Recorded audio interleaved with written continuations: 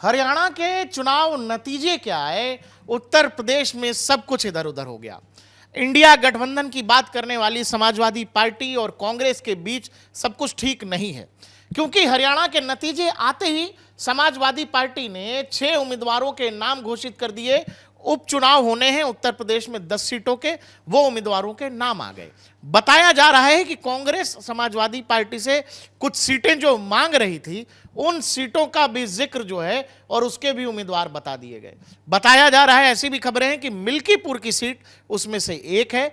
मिल्कीपुर फैजाबाद अयोध्या की एक सीट है, जहां से अवधेश प्रसाद जो मौजूदा फैजाबाद के सांसद हैं, उनके बेटे को टिकट मिला है। अभिषेक है हमारे साथ, उत्तर प्रदेश बेहतर समझते हैं। मैं ये समझना नहीं रहा हूं अभिषेक कि हरियाणा में तो भाई कांग्रेस ने समाजवादी पार्टी को कह दिया कि अखिलेश जी का तो कुछ है ही नहीं यहाँ पर। दीपेंद्र हुड्डा का वो बयान बहुत वायरल भी हुआ। अब उपचुनाव है, यहां कांग्रेस सीट मांग रही है और नतीजों के तुरंत बाद समाजवादी पार्टी ने पूरा लिस्ट थमा दिया है। इसलिए थमा दिया है कि जो पहले ये बात समझना पड़ेगा कि जो राम को लेकर कांग्रेस और समाजवादी पार्टी में जो कुछ चल रहा है, पहले वो समझाते हैं। बड़ी दिलचस्प बात चल रही है। अयोध्या से अवधेश पासी चुनाव लड़े और जीते, तो समाजवादी पार्टी ने कहा कि जय अवधेश, अयोध्या का राजा बता दिया।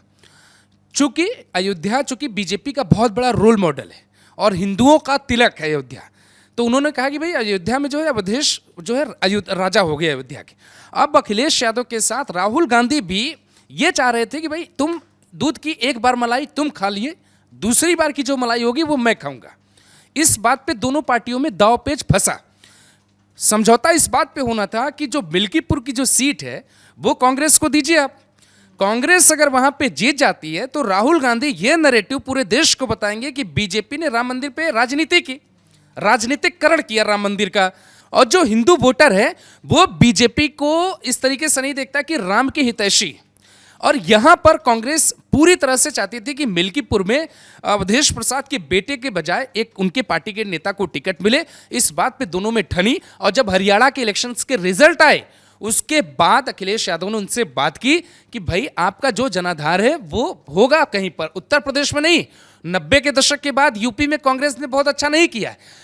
अखिलेश यादव इस बात को बहुत अच्छे से जानते हैं कि यादव वोटर उनके साथ हैं और मुसलमानों का जो वोट है वो एकजुट तरीके से तभी आएगा जब मायावती राजनीतिक तौर पे इसी तरीके से डीएक्टिवेट रहेंगी और कांग्रेस और समाजवादी पार्टी एक हो जाएगी। कांग्रेस समाजवादी पार्टी एक हो जाएगी तो जो वोट मुसलमानों का बंटने वाला था वो वोट न बट के एक जगह आ जाएगा। इससे समाजवादी पार्टी को फायदा हुआ।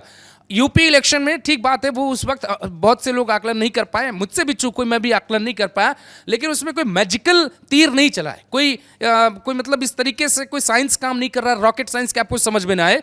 हुआ ये कि मुसलमानों ने भर भर के वोट किया और वो गठबंधन प्रत्याशी को गया, जिसकी वजह से राहुल गांधी और सोनिया गांधी, यहां तक कि प्रियंका गांधी, किसी को इस बात की उम्मीद नहीं थी कि 6 सीटें उनकी आएंगी।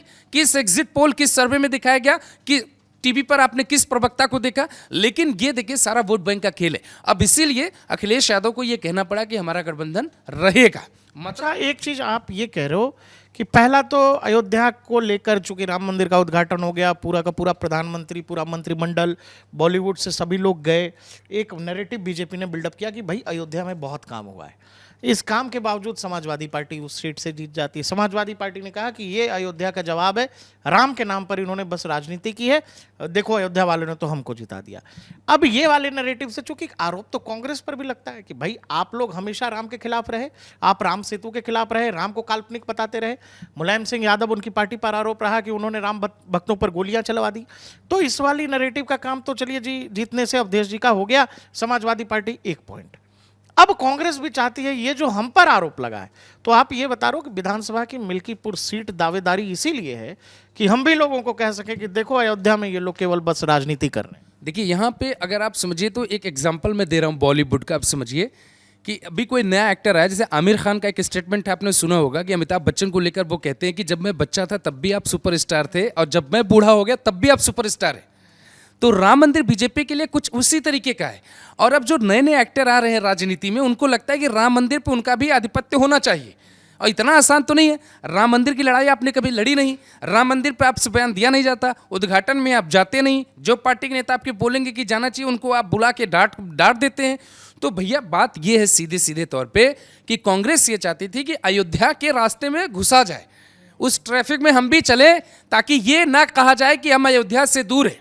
राहुल गांधी जाएं, वहाँ पे दर्शन करें, एक जगह ज़मीन तलाश रहे। और राहुल गांधी को ये ज़मीन अखिलेश यादव ने नहीं दी, मिल्कीपुर से अवधेश प्रसाद के बेटे को टिकट मिला है। और बहुत हद तक इस बात के आकलन किए जा रहे हैं कि अयोध्या सीट योगी आदित्यनाथ के लिए नाक की लड़ाई बन चुकी है और अजितेश प्रसाद इस बार चुनाव नहीं जीतेंगे। बाय डिफॉल्ट एक बार बहुत बड़ी गलती हो गई बीजेपी से अयोध्या को समझने में। मुझे नहीं लगता कि अयोध्या की मिल्कीपुर की जनता इस बार भी समाजवादी पार्टी और कांग्रेस को जिताने जा रही है, क्योंकि ये बात उनको समझ में आ गई कि पूरे अंतर्राष्ट्रीय पटल पे अगर किसी की बहुत फजीहत हुई तो वो अयोध्या में हिंदुओं की हुई, और ये बात वो समझ चुके हैं। और इसीलिए इस बार की लड़ाई वहाँ पे मुश्किल होने जा रही है। लेकिन ये मुझे अच्छा लगा कि राम के नाम पे कम से कम समाजवादी पार्टी और कांग्रेस में लड़ाई हुई कि भाई राम के यहाँ जो है एक ज़मीन का टुकड़ा हमें भी दे दीजिए। समझ रहे हैं राजनीति। जो लोग राम सेतु, राम को काल्पनिक बताते थे, जिन पर आरोप है कि उन्होंने राम भक्तों पर गोलियां चलाई, सब अयोध्या और राम के लिए ऐसे लड़ रहे हैं।